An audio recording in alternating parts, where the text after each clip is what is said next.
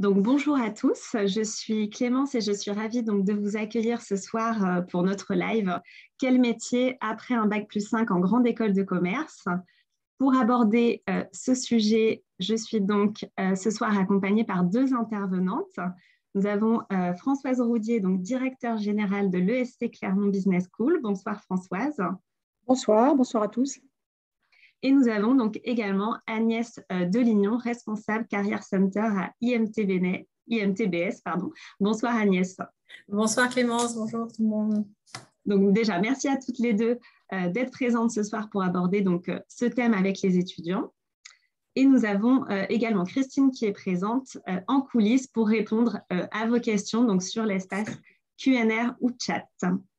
Alors, nous allons démarrer. Juste pour commencer, je vous fais un rappel des écoles qui font partie du concours passerelle, donc qui sont au nombre de 6. Donc, vous avez dans le concours passerelle l'EM Normandie, l'Institut Mines Télécom Business School, SCBS, BSB, l'ESC Clermont Business School et Excelia Business School. Donc, maintenant, nous allons voir en effet quels métiers sont ouverts donc, aux diplômés qui sortent donc, de nos écoles passerelles. Donc, il faut savoir qu'après une grande école de commerce, il est possible donc, de travailler dans de nombreux domaines et secteurs. Vous pouvez bien sûr travailler en marketing, en finance, dans la supply chain, en business development, etc. On voit d'ailleurs ici les chiffres de la dernière enquête de la conférence des grandes écoles, donc, qui fait chaque année une enquête sur l'insertion des jeunes diplômés qui sortent des grandes écoles de commerce. Donc là, vous voyez les principaux domaines donc, où travaillent les jeunes diplômés. Françoise, est-ce que vous pouvez justement nous en dire un peu plus sur les différents métiers auxquels prépare une grande école de commerce? Oui, bien sûr. En fait, nos écoles forment à une grande diversité de métiers de l'entreprise, de la TPE, voire même de la start-up, TPE, PME, jusqu'à la grande entreprise et la multinationale. Et en fait, on prépare nos étudiants à énormément de fonctions. Alors déjà, il y aura des fonctions différentes dans le cours de la carrière, mais quand on regarde les jeunes diplômés, donc on va retrouver les grandes fonctions, on va dire commercial, marketing, communication. Donc là, on le voit sur plusieurs items de l'enquête, voilà, qui sont les fonctions orientées vers le marché, vers la communication vers le marché, vers la conquête de clients. Les grandes fonctions financières, donc on va retrouver effectivement la comptabilité, l'expertise comptable, la finance de marché, le contrôle de gestion, voilà, et la gestion de manière générale. Donc là, qui sont des fonctions vraiment régaliennes dans nos écoles. Hein. Ça existe depuis les années 50, hein, ces dimensions-là. Voilà. Puis ensuite, on a un troisième volet qui est très important dans nos enseignements, mais un peu moins dans les métiers exercés, en tout cas pour les jeunes diplômés, c'est toutes les fonctions RH. Et aujourd'hui, on regroupe souvent les RH avec le management. RH, management des hommes et des organisations. Là, on ne voit pas de manière non plus voilà, très précise dans le graphique. Voilà. Et puis, du coup, on va avoir dans l'enquête ici d'autres fonctions qui apparaissent. Bon, évidemment, une direction générale, ne serait-ce que quand on crée sa propre entreprise, on en est souvent le patron, bien sûr. Toutes les fonctions maintenant qui se développent beaucoup, c'est toute la supply chain. Donc, ça regroupe achat logistique et approvisionnement, enfin toute la chaîne de valeur entre des fournisseurs et l'entreprise et ses clients finaux. Voilà, et donc ça, c'est des métiers qui se développent énormément, où il y a beaucoup de besoins. Voilà, un peu dans les grandes largeurs, mais en fait, quand on sort d'une école de management comme les nôtres, hein, les 6 écoles de passerelle, quasiment tous les emplois dans les entreprises sont possibles, à part les emplois d'ingénieurs. Mais toutes les autres fonctions sont envisageables à court ou moyen terme dans une carrière. Et est-ce qu'il y a une évolution des métiers ces dernières années ou des métiers qui sont plus porteurs actuellement? Oui, bien sûr. Alors, il y a des nouveaux métiers qui sont liés déjà à la digitalisation, à la révolution du web, etc. Donc là, on va voir apparaître, on va le voir tout à l'heure dans une diapo avec des jobs de jeunes diplômés, de tout jeunes diplômés. Le digital envahit beaucoup de fonctions. Tout se digitalise, donc on va avoir le digital marketing, la digital communication. On va avoir aussi dans les fonctions financières voilà, la montée en charge du digital, notamment lorsqu'on est organisé avec plusieurs sites, hein, bien évidemment. Et puis on voit apparaître aussi vraiment des nouveaux métiers autour de la data, la business intelligence, business analyse, où là, on a vraiment besoin d'experts dans ces domaines-là. Et la business intelligence, elle est valable dans beaucoup de fonctions. elle va servir les RH, le marketing, elle est un peu en transversale. Voilà. Et là, c'est des nouveaux métiers que exercent beaucoup de nos tout jeunes diplômés dès qu'ils sortent de nos écoles. Merci pour ces précisions. Donc là, on voit là ici les principaux secteurs. Est-ce que Agnès, vous pouvez nous en parler un petit peu justement de ces principaux secteurs dans lesquels travaillent les diplômés? Oui, alors les secteurs sont également assez larges. Néanmoins, vous voyez qu'on y voit les sociétés de conseil. Alors, sociétés de conseil, ça veut dire quoi? Ça veut dire que les diplômés interviennent et les étudiants en formation interviennent dans des secteurs très différents. Ils sont mandatés par des sociétés de conseil pour intervenir en mission de plusieurs mois, et voire même encore plus longtemps, au sein des entreprises et justement sur des problématiques liées à la transformation digitale, par exemple sur le numérique. Et comme le disait Madame Roudier, de manière tout à fait transverse, ce sont des transformations profondes dans les entreprises. Et aujourd'hui, on a des étudiants qui sont prisés parce que ils sont bien formés à ces évolutions-là. Donc voilà, la société de conseil, l'avantage, c'est que ça leur permet de pouvoir intervenir dans des sociétés différentes, donc dans des secteurs différents et des marchés différents.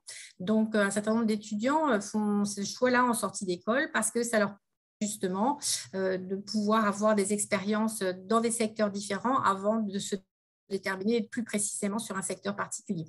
Après, évidemment, les autres secteurs assez privilégiés pour nos écoles, le domaine de la banque, de l'assurance et toutes les technologies de l'information et des communications. Vous voyez qu'ils sont vraiment les trois premiers secteurs. C'est vrai pour l'ensemble des écoles. Alors, commerce, c'est quelque chose au sens large, parce qu'on voit aussi la digitalisation de toute l'activité du business développement. Donc, on voit tous les grands groupes de la grande distribution qui se digitalisent de plus en plus. Enfin, voilà. Donc, forcément, ce sont des univers dans lesquels les jeunes de nos écoles vont se diriger très, très naturellement. Merci pour ces précisions également. Oui, pardon, allez-y, Françoise. Oui, peut-être juste pour compléter ce que Agnès vient de dire, c'est que ce qui est important pour les étudiants qui s'intéressent au concours passerelle pour intégrer l'une de nos écoles, c'est qu'en fait, tous ces secteurs et les débouchés de nos étudiants, c'est bien sûr une extrême majorité dans les entreprises privées, mais il y a également des possibilités d'expertise et des besoins en recrutement dans le secteur non marchand. Les associations, les clubs sportifs, tous ces mondes un peu parallèles, mais qui ont énormément professionnalisé leurs équipes.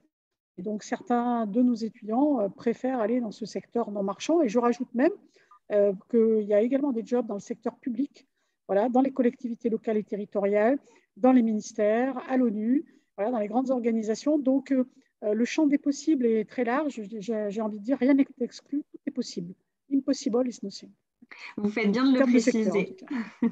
Et justement, donc tout à l'heure, vous parliez des profils riches et variés au sein des diplômés passerelles. Bon, là, on a un panel d'exemples. Donc ça, ce sont des jeunes diplômés, donc des postes de jeunes diplômés. Vous disiez en effet tout à l'heure qu'on allait beaucoup retrouver le digital. C'est le cas, Digital Account Manager, Digital Project Coordinator, Head of Digital Media. Donc, c'est vrai qu'on le voit ici. Voilà, c'est-à-dire qu'il y a à la fois des libellés de postes traditionnels qui ont évolué avec la mention digitale. Là, par exemple, je vais mettre mes lunettes, je verrai son prénom, Étienne, en haut à gauche, qui est Digital Account Manager. Normalement, c'est le Key Account Manager, le poste traditionnel. Voilà, et donc là, la mention digitale veut dire qu'il y a une orientation de la mission qui suppose des compétences dans le digital. Puis on a aussi Head of Digital Media chez Carrefour. Donc là, on est chez un grand distributeur, avec un poste qui va demander une connaissance dans le monde de la grande distribution, mais également des compétences digitales. Voilà. Et puis, il y a des jobs du coup plus nouveaux, qui n'existaient pas il y a 10 ans. Donc là, on n'en a pas forcément ici, mais typiquement les postes de business analyst, on n'en a pas ici, mais on pourrait les retrouver. Et puis, intéressant, on a beaucoup aujourd'hui de ce qu'on appelle la gestion des talents dans les entreprises, dans les services RH. Donc là, on voit par exemple Marie-Clémence qui est chef de projet RH et sourcing. Sourcing, ça veut dire sourcing de talents, recrutement, détection de talents. notamment dans nos écoles et dans nos carrières centers. Et puis Camille, Talent Acquisition Recruiter, pareil, recrutement des talents. Donc on voit que la fonction RH aussi, elle suit aussi l'évolution des besoins des entreprises, d'aller caster les bons profils dans les écoles pour les intégrer dans leurs équipes. Alors justement, comment est-ce qu'on arrive à se spécialiser dans un domaine? Donc là, on vous a remis le schéma en école de commerce, puisque au début, vous allez voir en effet donc, les fondamentaux du management, du marketing, de la gestion, puis vous allez développer vos compétences managériales pour ensuite, donc en fin de cursus, choisir votre spécialisation. Est-ce que vous pouvez nous dire justement, Françoise, pourquoi les étudiants justement doivent choisir une spécialisation en fin de cursus? Alors, je vais répondre à la question en répondant d'abord à une autre question qu'on pourrait se poser. Pourquoi il y a une année de tronc commun avec les fondamentaux de la gestion? C'est ce qu'on voit sur l'écran sur la gauche. Voilà, qu'on vienne d'un bac+2 ou d'un bac+3, voilà, on va s'assurer que chaque étudiant va avoir ce socle de connaissances et de compétences. Tout simplement parce que c'est ça qui fait vraiment le marqueur des diplômés d'école de commerce. C'est la capacité tout au long d'une carrière à changer de métier, du tout au tout. On peut passer du marketing au RH, on peut passer des RH au contrôle de gestion. Voilà, donc on va avoir cette vie-là qui va être une vie extrêmement riche et inattendue souvent d'ailleurs. Et pour ça, il faut avoir ce socle de connaissances. Voilà, et dans toutes nos écoles, on a au moins sur une année, voire une année et demie, voire des fois 2 ans, donc ce socle de connaissances et de compétences, évidemment, complètement arc-bouté et qui prend en compte les besoins des entreprises et les nouvelles compétences. Et donc, pourquoi choisir une spécialisation? Alors, soit c'est complètement en fin de cursus, en année de M2, la fameuse année, 3e année du programme, mais ça démarre aussi souvent en année de M1, avec une pré-spécialisation. Alors, on appelle ça mineur d'un côté, majeur de l'autre, etc., mais qu'importe. Voilà, on va commencer à colorer le parcours de l'étudiant, où il va pouvoir même tester plusieurs idées de spécialisation pour finalement en choisir une qui va être son choix pour ensuite intégrer le marché du travail. Donc, la spécialisation de l'étudiant, alors même que le tronc commun dont je viens de parler, ça prépare à 40 années de carrière, plus, selon l'âge de la retraite. Focus les élections. La spécialisation, elle, ce n'est pas du tout sa vocation. La spécialisation, elle prépare l'étudiant à l'entrée sur le marché du travail. Elle l'équiper, elle va l'outiller, elle va lui donner de l'épaisseur pour accéder au premier emploi au meilleur niveau. Donc, dans le cursus. Et évidemment, tout ça va être enrichi par la nature des stages que l'étudiant va faire. Voilà, dans le domaine, s'il peut, de sa spécialisation, ou bien l'alternance.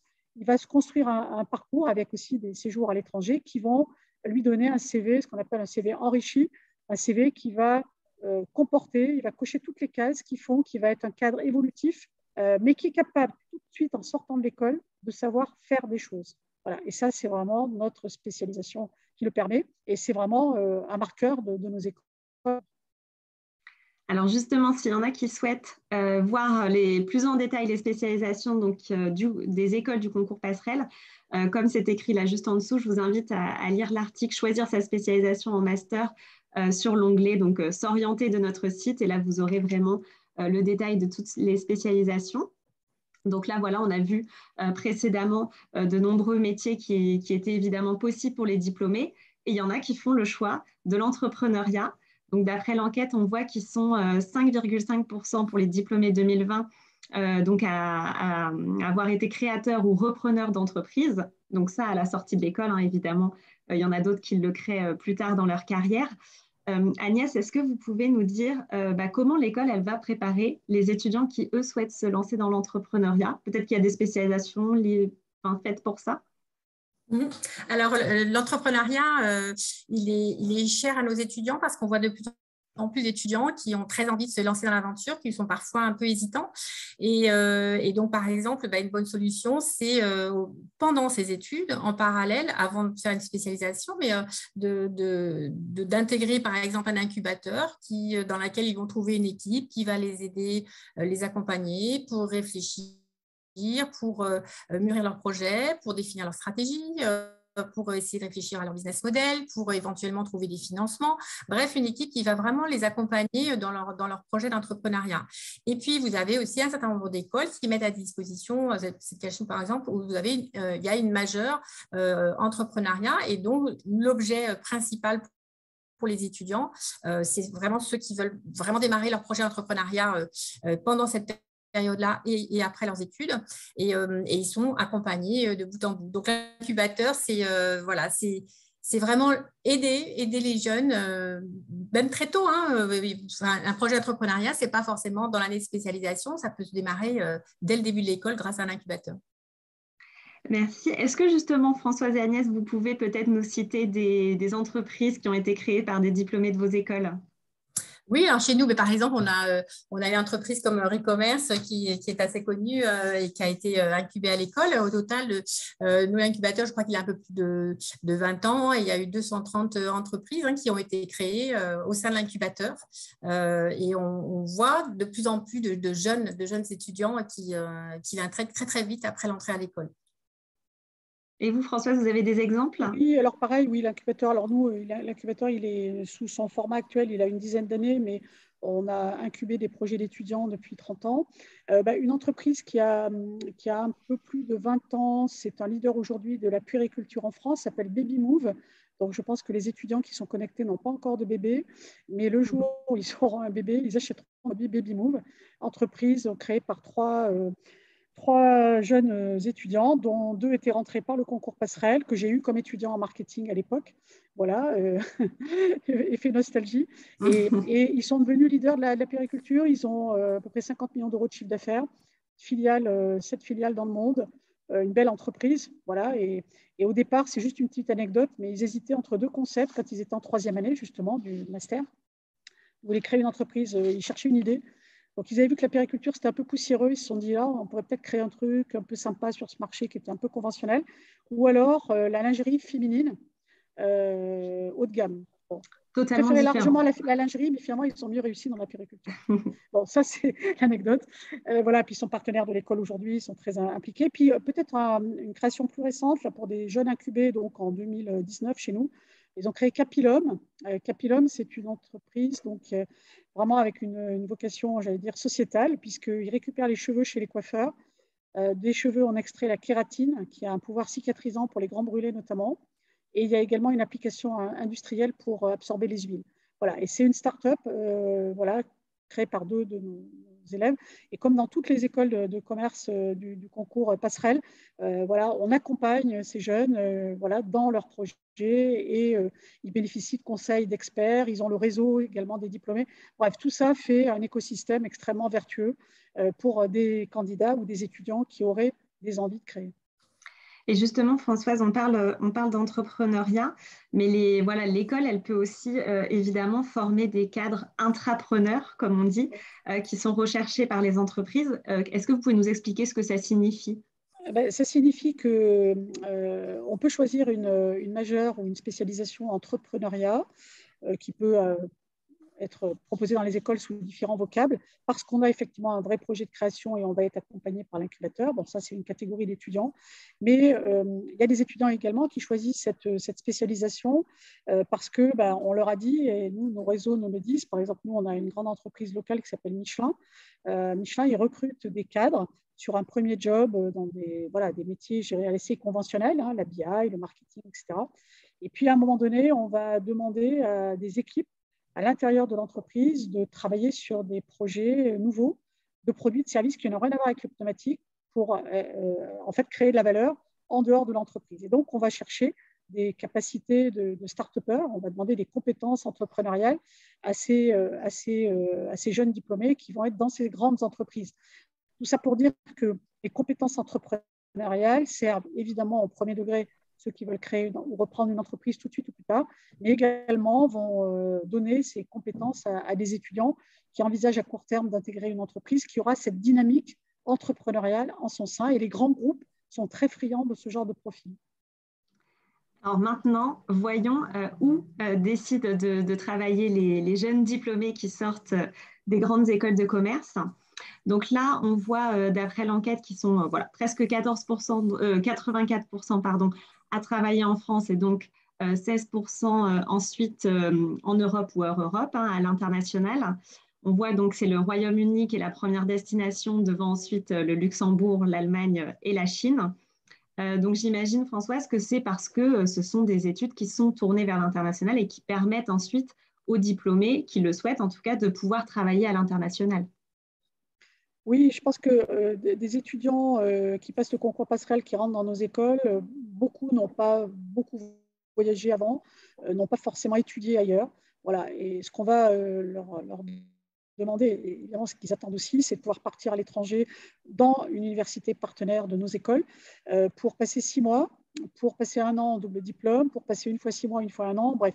Et cette expatriation, c'est en général une révélation pour beaucoup d'étudiants. Bon, alors il y a toujours un peu les poncifs, la découverte de la culture, de la langue, de la cuisine, bon, bien sûr. Il y a également cette mixité interculturelle qu'on trouve dans les universités étrangères, où on va côtoyer des gens de toutes les nationalités, comme on peut le faire sur nos campus, mais bon, ailleurs. Et puis souvent, c'est la révélation en se disant, mais finalement, c'est dans ce pays que j'aimerais vivre plus tard. Voilà. Et du coup, ça va effectivement conduire des jeunes diplômés à envisager dans un premier job ou un peu plus tard de partir vivre à l'étranger.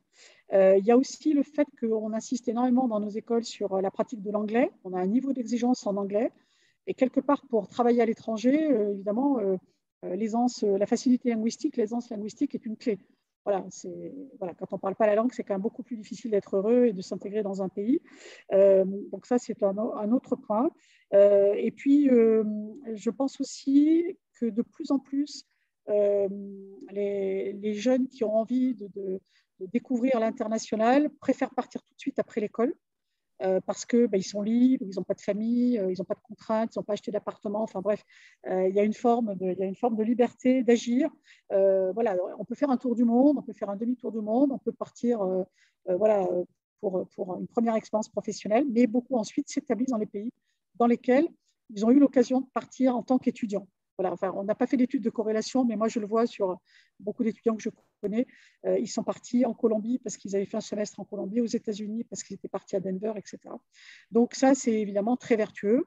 Et je pense que le chiffre, là, c'est le premier emploi, mais évidemment, on a voilà, des pourcentages aussi qui progressent ensuite lorsqu'on regarde la population diplômée en général. Oui, tout à fait. Là, c'est vraiment une fois sortis de l'école, où est-ce qu'ils vont travailler. Cette appétence pour l'international, elle naît déjà, même avant les échanges, en fait, quand ils commencent à rencontrer sur le campus des étudiants de nationalités différentes, les échanges commencent à se faire. Donc, c'est toute une perméabilité qui se fait entre les étudiants et qui les motive d'autant plus, justement, à partir en échange académique, à aller faire des stages à l'international. On sent vraiment cette motivation et cette envie qui est très forte.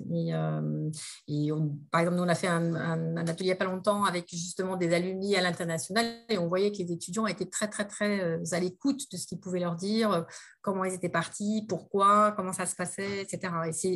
Et il était clair que les compétences, l'ouverture que ça leur amenait, voilà, leur donnait la flexibilité dans leur travail, y compris après les périodes d'expatriation. Et puis après, certains étaient revenus en France. Ils montraient bien ce que ça avait pu leur apporter. Donc voilà, il y a toutes les écoles de passerelle, justement, s'attachent beaucoup à développer ces compétences-là. C'est vrai que ça commence déjà quand ils arrivent, évidemment, sur le campus, tout à fait. Alors, voyons maintenant comment les écoles de commerce donc, accompagnent les étudiants, que ce soit dans leur projet d'études et leur projet professionnel. Et donc, Agnès, justement, en parlant de projet professionnel, est-ce que c'est problématique de ne pas en avoir en arrivant en école? Parce que j'imagine que c'est le cas de certains étudiants qui nous écoutent. Non, c'est vraiment, vraiment pas problématique. Et d'ailleurs, vous voyez le schéma de tout à l'heure, première, deuxième année, éventuellement année de césure, troisième année. Ça montre bien qu'en fait, il y a cette période-là qui va être une période où on construit son projet professionnel. Donc, c'est assez contrasté. On a parfois des étudiants qui arrivent avec un projet professionnel assez défini et en fait, leur objectif, ça va être de valider au fur et à mesure de leur cursus que c'est effectivement ce projet-là qu'ils veulent mener à bien. Il y en a d'autres qui arrivent avec une idée et qui finalement l'adaptent s'adaptent complètement. Et puis, il y en a d'autres qui ne savent pas du tout. Souvent, ça leur semble un peu angoissant. Moi, je voudrais juste leur dire que c'est en fait assez normal, hein, et que ça se construit petit à petit. Donc, l'idée derrière, c'est de bien s'informer, de bien faire un peu d'introspection pour bien se connaître. C'est vrai qu'on est devant une génération qui a besoin de sens. Hein. Vous avez besoin de sens dans votre métier et nous aussi. Et donc, c'est aussi une dimension importante à prendre en compte. C'est une insertion professionnelle réussie, en fait, pour nous, c'est effectivement, c'est trouver un emploi, mais c'est trouver un emploi dans lequel on va s'épanouir. Et on va s'épanouir si on est bien aligné, en fait, avec son job. Alors, on voit, les statistiques le montrent, il y a beaucoup de jeunes qui quittent leur emploi assez vite, leur premier emploi. Et parfois, c'est parce que, justement, en amont, le projet professionnel n'a pas été bien travaillé, ou ils n'ont pas encore suffisamment pris le temps ou été accompagnés pour le faire. Donc, dans les écoles de passerelle, il y a beaucoup de choses qui sont faites pour les étudiants pour construire leur projet professionnel. Donc, il y a des choses qui sont faites, par exemple, par les Career Centers, donc des entretiens individuels qui vont permettre justement de se poser, de faire une espèce d'état des lieux, de quoi j'ai envie, qu'est-ce que je connais des métiers ou pas, qu'est-ce que j'aimerais connaître, quel métier pourrait me convenir ou pas, etc. Donc, ces coachings individualisés, ils sont très, très importants. Ils ont beaucoup de valeur pour les étudiants.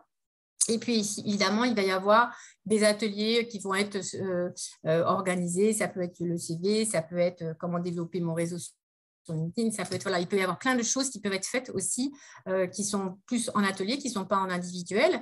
Il peut y avoir des visites d'entreprise. Enfin, il y a plein de choses qui sont organisées par les TSA. Et vous voyez que sur la slide, c'est marqué des événements professionnels. Ça aussi, c'est important parce que pour bien pouvoir s'orienter, il faut bien connaître justement ces métiers émergents et toutes les occasions d'échange avec des professionnels sont extrêmement intéressantes et permettent de nourrir la réflexion avant de prendre une décision ou d'essayer de prendre une direction. Et donc, ça peut être des forums qui sont organisés sur les campus, ça peut être des journées dédiées à des métiers, des échanges, des tables rondes entre professionnels sur des thématiques. Il y a plein de choses qui sont faites, des retours d'expérience, de témoignages. Nous, on fait beaucoup témoigner des alumni sur leurs propres expériences, soit sur leur métier, soit sur leur parcours professionnel. On fait des retours d'expérience d'étudiants aussi, après des stages. Moi, j'ai fait un stage dans tel environnement et voilà ce que j'ai aimé, voilà ce que j'ai moins aimé et voilà ce que j'en retire pour la suite, etc. Donc, l'idée, c'est accompagner les étudiants pour les aider à réfléchir parce que c'est leur propre décision et de se dire aussi que rien n'est immuable. On l'a vu, on le voit bien, les métiers évoluent très, très vite. On est appelé à changer de métier au fur et à mesure de la vie. Et ce qu'apportent aussi les écoles de management, c'est justement la capacité, ces fameux soft skills dont on parle. Donc, je vous encourage beaucoup à aller piocher quelques offres d'emploi d'entreprise et vous verrez qu'au-delà de compétences assez très au métier lui-même, il y a aussi plein de compétences qui sont les soft skills et donc les Career Centers ils sont là aussi pour essayer de faire réfléchir les étudiants sur quelles sont ces soft skills, mes qualités, mes forces comportementales qui peuvent être des forces dans mon métier et qui vont me permettre de m'adapter au métier futur. C'est-à-dire que ça ne doit pas être une angoisse de se dire je vais faire un premier métier, mais après mon métier peut-être que je fasse autre chose. La curiosité est une grande qualité et je la recommande à tous. Et en fait, le choix du métier ne doit pas du tout être une angoisse. Au contraire, on pose des briques tranquillement, on valide. Avec les stages, on garde. Et puis, si ce n'est pas le bon, on adapte, etc. Et voilà, c'est un processus qui se fait tranquillement et justement, il y a le temps sur l'ensemble pour le cursus pour le faire. C'est vrai que vous faites bien de préciser, puisqu'on l'a vu tout à l'heure qu'il y avait que les métiers évoluaient, de nouveaux métiers allaient se créer. Donc, en effet, c'est rassurant de savoir que l'école accompagne ses étudiants pour qu'ils soient prêts à s'adapter évidemment aux évolutions qu'ils vont connaître au sein des entreprises où ils travailleront. On entend souvent dire que le réseau des diplômés dont vont pouvoir bénéficier les étudiants qui vont entrer en école de commerce est une opportunité. Alors Françoise, pourquoi c'est une opportunité pour les étudiants de bénéficier de ce réseau? Tout à fait. Enfin, je dirais que c'est même un atout maître pour nos étudiants. Nos écoles sont structurées avec des associations de diplômés qui fédèrent cette communauté de diplômés. Alors, j'allais dire presque de 7 à 77 ans, enfin, pour plagié une chanson très connue. Et donc, les diplômés, en général, dans nos écoles, sont des gens extrêmement fidèles à leur école, quelque part aussi reconnaissants de la formation qu'ils ont reçue, de l'accompagnement, ce que disait Agnès à l'instant, l'accompagnement individualisé dont ils ont bénéficié. Bref, il y a un lien indéfectible entre un étudiant qui devient diplômé et son école. Voilà, c'est un fait. Donc, du coup, c'est un atout pour nos écoles que nos étudiants nouveaux qui intègrent puissent bénéficier d'un certain nombre de services qu'on va leur proposer avec des entreprises en général ou avec des diplômés qui sont dans des entreprises en particulier. Voilà, par des diverses, enfin des plans d'action sont assez nombreux. Nous, on a fait par exemple hier, enfin, on fait régulièrement, on a fait hier un aspect un peu comme ça, webinaire entre diplômés et étudiants. Mais un samedi par mois, on a Happy Hours America, donc avec des diplômés qui travaillent sur le continent nord-américain et qui se connectent à l'heure fixe et les étudiants intéressés se connectent au même moment, échangent, partagent des informations, des conseils. Alors, pour trouver un stage, pour trouver un job, en disant j'envisage d'aller dans telle université, qu'est-ce que vous en pensez? Mais ça peut être aussi pour aller faire un trip dans telle ou telle zone des États-Unis ou du Canada, etc. Voilà, donc tout ça, c'est des dispositifs qui sont quand même une spécificité de nos écoles de management. Et je dirais a fortiori dans les 6 écoles passerelles, qui sont des écoles à dimension humaine, qui ne sont pas des usines à étudiants, voilà, et qui du coup souhaitent faire bénéficier leurs élèves, chacun de leurs élèves, d'une trajectoire, d'une construction de parcours la plus adaptée possible aux besoins de chaque étudiant. Parce que là, il n'y a pas de clone étudiant école de commerce, c'est à chacun, ce que disait Agnès, de construire brique par brique son parcours pour accéder à l'emploi. Et au final, ce qu'on recherche, nous, enfin moi en tant que directeur général d'école, c'est que mes étudiants à la sortie de l'école, ils aient un job qui leur plaît et qu'ils soient heureux. Voilà. Et donc, le projet de vie, à l'intérieur duquel il y a un projet professionnel, soit ce qui leur convient et ce qui les rend heureux. Voilà, ça, c'est évidemment l'idéal. Et on travaille à ça. Mais du coup, le réseau Alumni, oui, est une force. Et c'est quand même une spécificité des écoles de commerce et de quelques écoles d'ingénieurs. En effet, on comprend bien justement pourquoi les écoles parlent de ce réseau et le mettent en avant parce que c'est en effet un avantage très important par la suite. Exactement. Donc, on parlait justement de l'insertion professionnelle. Donc, voyons ici les chiffres à ce sujet de l'enquête de la conférence des grandes écoles, hein, donc sur les diplômés là, de l'année 2020. Donc là, on voit que 8 sur 10 des diplômés des grandes écoles donc, trouvent un emploi en moins de 6 mois. Ils sont même 55% à l'avoir obtenu avant même l'obtention de leur diplôme. Donc, ils trouvent très rapidement. On voit qu'ils sont un petit peu plus de 81% à être embauchés en CDI et 36 209 € très précisément. Donc, ça, c'est le salaire brut annuel moyen en France sans prendre en compte les primes. Alors, qu'est-ce qui fait justement que le profil des diplômés d'école de commerce intéresse les recruteurs? Peut-être Françoise, vous pouvez nous ouais, dire. je vais bien commencer, Agnès, pour compléter, évidemment. Qu'est-ce qui fait que ça, c'est l'enquête de la CGE, donc ce n'est pas une déclaration, voilà, ce n'est pas nous qui décrétons ces chiffres. Alors déjà, ce qui fait que les étudiants trouvent facilement, pour ceux qui cherchent dès la sortie de l'école un job, ce n'est pas le cas, il y a quelques exceptions, hein, des gens qui font des tours du monde, qui ont des projets personnels. Bon. Pourquoi? La réputation de nos écoles, de nos diplômes et de nos élèves. Bon, déjà, c'est la première chose. La deuxième chose, c'est qu'on cultive vraiment des relations de proximité avec énormément d'entreprises. Ces entreprises-là sont des entreprises qui recrutent des jeunes diplômés ou des diplômés expérimentés. Donc, le fait qu'on ait ces liens très forts avec des entreprises fait qu'on a aussi des offres, des mises en relation, des opportunités pour nos étudiants, ce qui a été évoqué par Agnès tout à l'heure, qui sont beaucoup plus fortes que dans d'autres établissements d'enseignement supérieur qui n'adressent pas vraiment ce sujet-là auprès de leurs étudiants, ou en tout cas pas de la même façon. Et puis, preuve est faite qu'un étudiant qui construit son parcours en école, qui fait des bons stages, qui a une alternance où il performe bien, ou un peu les deux, il va être repéré par l'entreprise et on a une transformation considérable entre justement les expériences pendant le cursus et le premier emploi. Voilà, donc se faire repérer pendant un stage ou une mission en alternance, c'est une façon d'augmenter le taux d'insertion professionnelle pour grand nombre de diplômés. Donc voilà, moi je dirais que c'est à la fois donc, dans le champ de l'étudiant, son parcours, la cohérence de son parcours et le fait d'avoir été performant dans les missions qu'il exerçait, d'avoir été repéré à la fois pour ses hard skills, compétences techniques et soft skills, comportement, savoir-être, savoir-vivre, ce que a fait l'école pour justement générer toutes ces relations avec les entreprises et le fait que nos écoles sont connues pour bien former les étudiants sur les métiers d'aujourd'hui et de demain et que du coup, elles ne prennent pas de risques en prenant nos élèves. Voilà, enfin, si je dois résumer, ma pensée, c'est à peu près ça. Agnès, est-ce que vous voulez ajouter quelque chose? Oui, je rejoins tout à fait ce que dit Françoise. En fait, c'est effectivement comme dans le parcours, en fait, il y a des moments où les étudiants sont en entreprise et qu'il y a aussi plein de moments de contact avec les entreprises, les forums, des projets pédagogiques, il y a plein de moments d'interaction. Forcément, ce sont autant d'opportunités pour nos étudiants de se faire repérer par les entreprises. Et il y a plein d'étudiants, par exemple, qui vont peut-être décrocher un stage parce qu'ils ont été à une conférence ou une table ronde à laquelle participait telle ou telle entreprise. Donc, ça participe de ça.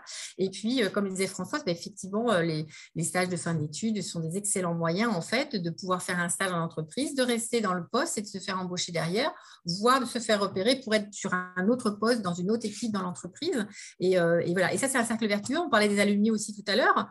Nous, on reçoit très, très régulièrement des offres d'alumni qui nous disent, voilà, j'étais à une TBS il y a 2 ans, il y a 3 ans, il y a 5 ans, il y a 10 ans, et je recrute, je cherche telle ou telle personne. Donc, soit pour des stages, soit pour des jeunes diplômés, etc. Donc, tout ça, ça concourt effectivement à une très bonne insertion professionnelle des étudiants sur les écoles.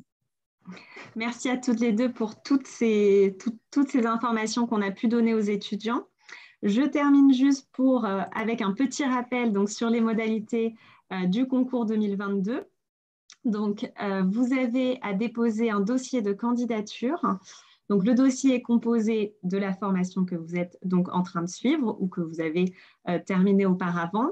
Il faudra déposer donc vos bulletins de notes de la dernière année d'études supérieures complète. Ensuite, nous allons donc examiner votre dossier et vous serez déclaré ou non admissible. Et si vous êtes admissible, vous l'êtes pour les 6 écoles. Ensuite, vous devrez donc passer 2 épreuves.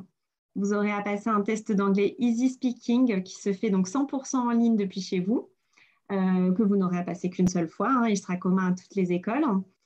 Pour ceux qui auraient déjà un test extérieur d'anglais type TOEIC, TOEFL, IELTS, dans ces cas-là, vous avez la possibilité donc de l'utiliser en remplacement du test Easy Speaking. Et ensuite, dernière étape très importante, l'étape de l'entretien individuel. Donc là, c'est le moment où vous choisirez parmi les 6 écoles celle où vous souhaitez passer un entretien individuel. Et évidemment, vous aurez donc une note globale avec votre note d'anglais et votre note d'entretien. Je vous fais un rappel du calendrier. Donc là, il y a des étudiants qui sont actuellement en train de terminer la session 1. Donc, je ne rappelle pas les premières dates qui sont déjà passées, mais pour ces étudiants, vous aurez donc vos résultats le 14 février. Ça approche grandement. Ensuite, nous avons toujours donc évidemment la session 2, où là, il ne faut pas rater la date donc, du 22 avril, qui est la date de clôture des inscriptions. Et ensuite, vous aurez vos résultats d'admissibilité le 9 mai. À partir de cette date, vous avez donc du 9 au 16 mai pour prendre rendez-vous pour vos entretiens, sachant que les entretiens donc, vont se dérouler du 16 mai au 4 juin. Et vous aurez vos résultats d'admission donc mi-juin. Là, je vous laisse un QR code qui vous permet d'accéder à un formulaire pour s'il y en a parmi vous qui ne reçoivent pas nos newsletters et qui le souhaitent, je vous invite à le scanner. Et pour conclure, Françoise et Agnès, est-ce que vous pouvez nous dire justement qu'est-ce que vous recherchez chez les candidats passerelles? Alors, qui se lance? Je vais lancer en quelques mots. Ce qui va être important, en fait, c'est évidemment le niveau des étudiants, mais aussi leur posture. C'est-à-dire, comme on le disait tout à l'heure, l'évolution professionnelle, elle va se faire au cours du parcours et les qualités comme la curiosité, comme la capacité à travailler en équipe. Enfin, voilà, il y a plein de qualités de ce type qui sont aussi extrêmement importantes parce qu'on peut être le meilleur expert dans son domaine, ça ne va pas suffire pour développer des projets en entreprise entreprise, développer des équipes, etc. Donc, il y a plein de choses qui vont être importantes. Et qu'est-ce qui retient notre attention? Des propos qui ne sont pas des propos convenus, mais qui sont des propos sincères, personnels, réfléchis. Voilà, c'est ça qu'on cherche aussi, c'est une authenticité en fait de nos étudiants. Et c'est pour ça que la fameuse question, est-ce que vous avez une idée de ce que vous voulez faire plus tard? Quand je suis en jury, la réponse, peu importe la réponse, si on me dit je ne sais pas, ce n'est pas un problème. Ce qui importe, ce que je vais regarder dans la session, c'est justement l'approche de l'étudiant, sa sincérité dans ses propos, sa manière de réfléchir, d'analyser, et justement ce qu'on perçoit de lui en tant qu'individu et en pensant à lui dans un milieu professionnel, même s'il ne sait pas encore ce que c'est du tout. Merci Agnès. Et Françoise? Oui, sans redire la même chose, parce que j'adhère complètement à ce qui a été dit. Moi, je dirais depuis 30 ans, on a formé et diplômé dans nos écoles plus de 50 000 élèves qui ont passé le concours passerelle. Quand on a dit ça, on dit du coup, aujourd'hui, ces gens-là sont dans le monde professionnel. Voilà, ils font des carrières en France et à l'étranger, dans des métiers extrêmement divers, dans tout type d'organisation et d'entreprise. Et quand ils ont passé le concours passerelle, certains se disaient, je ne sais pas si c'est pour moi parce que je n'ai pas fait un bac+2 conventionnel, comme ci, comme ça, j'ai fait du droit, ou je suis en LEA, je suis en STAPS, je suis peut-être un peu atypique, il va peut-être me manquer des choses. Donc là, je voudrais dire, oubliez ça. Ça fait 30 ans qu'on accueille des gens qui ont des profils de formation universitaire bac+2, bac+3 et bac+4 dans nos écoles, mélangés à des étudiants ensuite qui ont fait prépa ou qui ont fait d'autres cursus avant d'intégrer l'école. Voilà, et que tout le monde, on arrive à accompagner tout le monde, chacun individuellement, pour l'amener à réussir. Donc tout est possible, pourvu que vous ayez la motivation pour bien sûr intégrer une école, avoir un diplôme master reconnu au meilleur niveau, c'est le cas de nos 6 écoles de passerelle, avoir envie aussi de vivre une vie d'étudiant, parce que dans nos écoles, la vie étudiante, la vie associative, c'est quelque chose d'extrêmement formateur et qui fait grandir aussi chacun. Et si vous avez envie de ça, il faut tenter le concours passerelle et puis on aura plaisir à vous accueillir pour les épreuves orales. Un grand merci à toutes les deux. Ça aura permis en tout cas aux étudiants d'en savoir plus sur les métiers qui sont ouverts aux diplômés d'un bac+5 qui sortent des grandes écoles passerelles. Donc merci à toutes les deux. Et puis on vous souhaite à tous évidemment une très bonne soirée. Merci à vous. Bonne soirée, merci. Merci, au revoir. Au revoir.